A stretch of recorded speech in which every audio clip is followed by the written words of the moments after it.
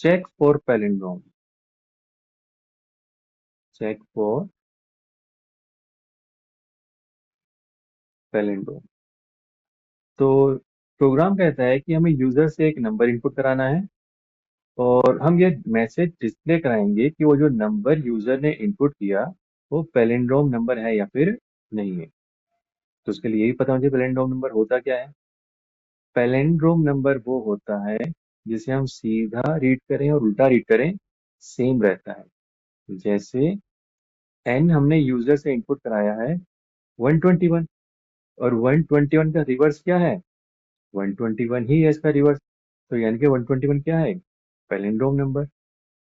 एक नंबर और ट्राई करो, 32423।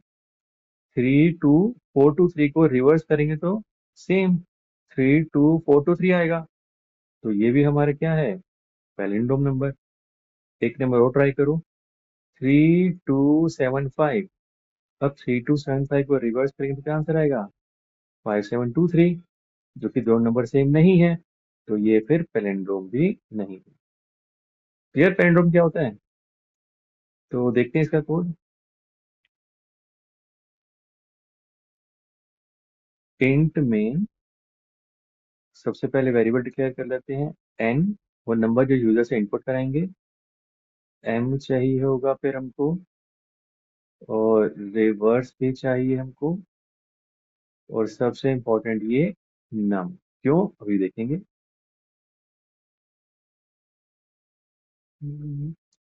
तो सबसे पहले यूजर से नंबर इनपुट करा लेते हैं। प्रिंटर एंटर एनी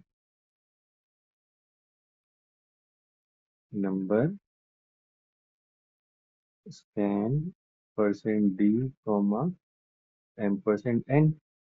ठीक है, तो यूजर से मान लेते हैं नंबर हमने इनपुट कराया है 121। ठीक है, तो सबसे पहले में क्या करना है, इस नंबर को रिवर्स करना है। और उसके लिए लॉजिक रहता है हमारे पास while n ग्रेटर देन 0 और m equal to n mod 10, reverse equal to reverse multiply 10 plus में m, और n equal to n divide 10। अब इस लूप से क्या हुआ, इस लूप से जो है नंबर रिवर्स हो जाएगा। कैसे, देखो। तो n की वैल्यू कितनी इनपुट हुई है, 121। क्या 121 ग्रेटर देन 0 है, बिल्कुल है, कंडीशन सेटिस्फाई, लूप में एंट्री। तो n की वैल्यू है 121, जिसे हम मॉड करेंगे 10 से। जो परसेंटेज का साइन किसके लिए होता है, रिमाइंडर के लिए, इसका नाम है मॉडुलस ऑपरेटर।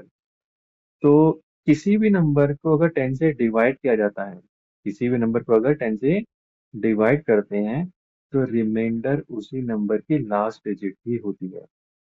तो 121 हमारा नंबर है, 10 से डिवाइड करें तो रिमाइंडर क्या आ जाएगा, 1। तो m की वैल्यू क्या हो गई, 1। Next statement, reverse equal to reverse into 10 plus में m तो हमारा 1 है, और रिवर्स हमने इनिशियलाइज किया 0 से। तो 0 इंटू 10 प्लस में 1 कितना हो जाएगा, 0 इंटू 10 0 प्लस में 1 1। तो 0 प्लस 1 रिवर्स हो गया 1। n कितना है, 121। डिवाइड करेंगे 10 से तो कोशेंट कितना आएगा, 1 2.1 12.1। अब क्योंकि हमने सारे वेरिएबल डिक्लेयर कर रखे हैं as a int data type, तो इंट डेटा टाइप की वजह से पॉइंट वैल्यू हट जाएगी। तो नंबर कितना हो जाएगा, 10। n हमारा अपडेट हो जाएगा 12 से। लूप फिर से चलेगा। अब n कितना है, अब n है 12। क्या 12 ग्रेटर देन 0 है, बिल्कुल है, कंडीशन सेटिस्फाई, लूप में एंट्री। नाउ n कितना है 12, 10 से डिवाइड करें तो रिमाइंडर क्या आ जाएगा, 2।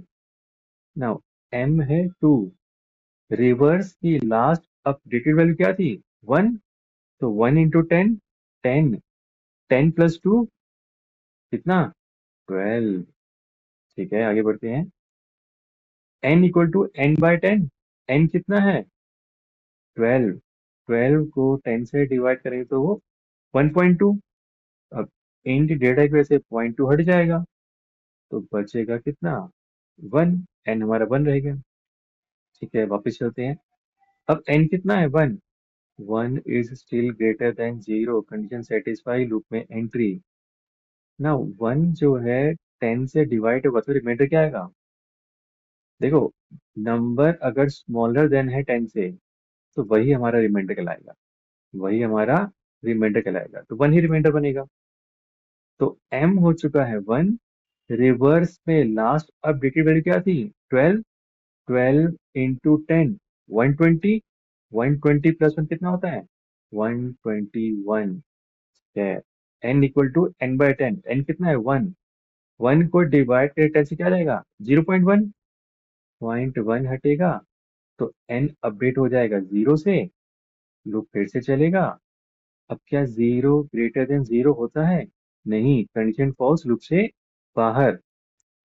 अब देखो, लूप से बाहर आके हमें रिवर्स वेरिएबल में रिवर्स तो मिल गया। अब हमें इस रिवर्स को क्या करना है? ओरिजिनल से कंपेयर करेंगे, और अगर नंबर सेम है तभी तो पैरेंडोम कहलाएगा। तो देखो जरा, एक कंडीशन लगा लेते हैं। इफ जो भी एन यूजर ने इनपुट किया है वो अगर इक्वल है किससे? रिवर्स से, देन प्रिंटफ पैलिंड्रोम। और एल्स, यानी कि अगर दोनों नंबर मैच नहीं होते हैं तो वो नंबर पैलिंड्रोम नहीं है, नॉट पैलिंड्रोम। और रिटर्न 0, प्रोग्राम खत्म। ठीक है ना? नाउ एक बार चेक करें जरा इस प्रोग्राम को। देखो, हमने जो नंबर इनपुट कराया है वो है 121। ठीक है, लूप से बाहर आएंगे तो रिवर्स में क्या मिलेगा? 121। तो रिवर्स में जो हमें नंबर मिलने वाला है कितना है? 121। नंबर कितना है? 121। तो क्या 121 इक्वल टू 121 है? इसका आंसर आएगा नॉट पैलिंड्रोम। क्यों? अरे जरा ध्यान से देखो, ये देखो, जब लूप से हम एग्जिट होते हैं तो रिवर्स में हमें रिवर्स तो मिल रहा है, बस जरा ध्यान से देखो, एन की वैल्यू लॉस्ट हो रही है। एन हमारा 0 हो जा रहा है, तो लूप से बाहर आके एन तो हमें कभी मिलेगा ही नहीं। लूप में एंट्री करने से पहले एन की वैल्यू है हमारे पास, बट लूप से बाहर आने पे, लूप से एग्जिट होने पे रिवर्स तो मिल जाएगा, लेकिन एन हमारा 0 हो जाएगा, जो किसी भी रिवर्स से मैच नहीं होगा। सॉल्यूशन क्या है?